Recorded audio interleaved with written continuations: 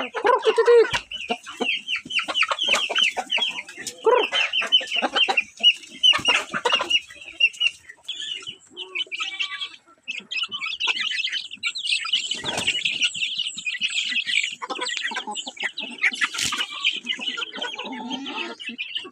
gumawa po ako nito para makatipid. Pinapakain ko na sa manok. Tinitesting ko siya ng 1 linggo na.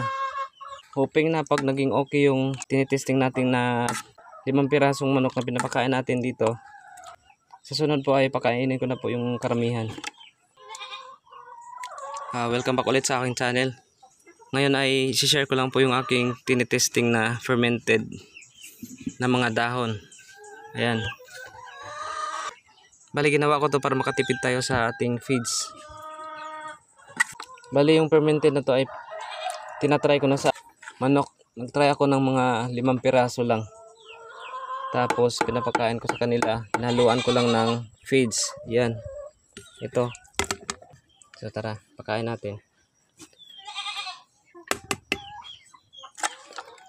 Bali, gagawa po ako ng video para dito kung anong mga dahon ang ginagawa ko at saka gaano kadaming mixture ng mga hinahalo ko na tubig at saka yung molasses.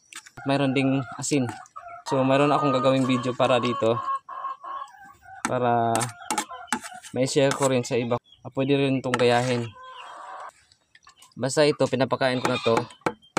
Mag 1 week na yung mga manok na tinitesting ko. Sa ganito, may halo na siyang feeds. Yan. So papakain na natin to sa ating manok. Tuloy-tuloy ko na itong pakainin. At kawalan ko na to sila. Kasi 1 linggo na itong tinitesting ko.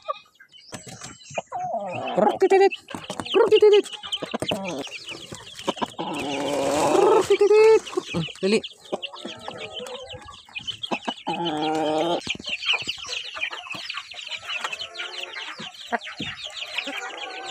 Tapos na yung 1 linggo kong experiment para ipatry ko sa kanila yung fermented natin na mga dahon na may halong feeds.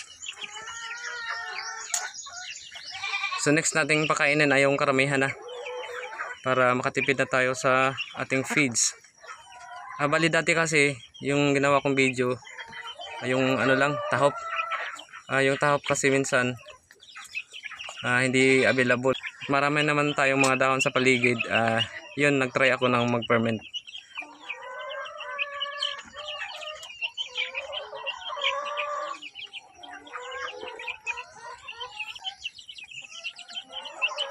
So palabasin ko na to sila ngayon para isama ko na sa karamihan.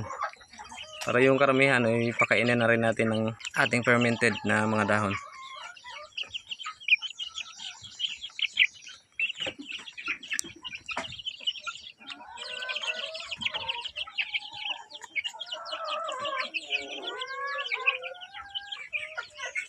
Ayan, bali sa sunod ito na yung pakainin natin ng fermented natin ng mga dahon.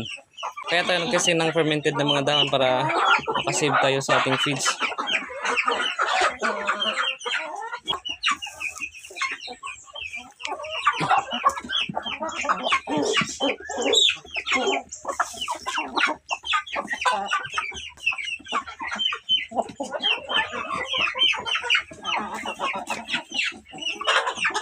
Tara, labas na, labas.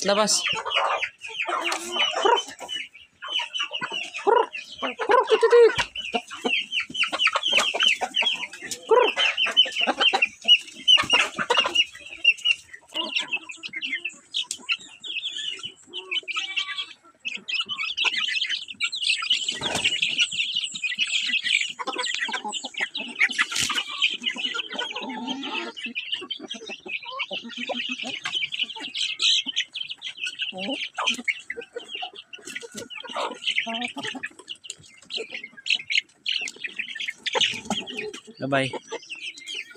Maraming salamat po sa panonood.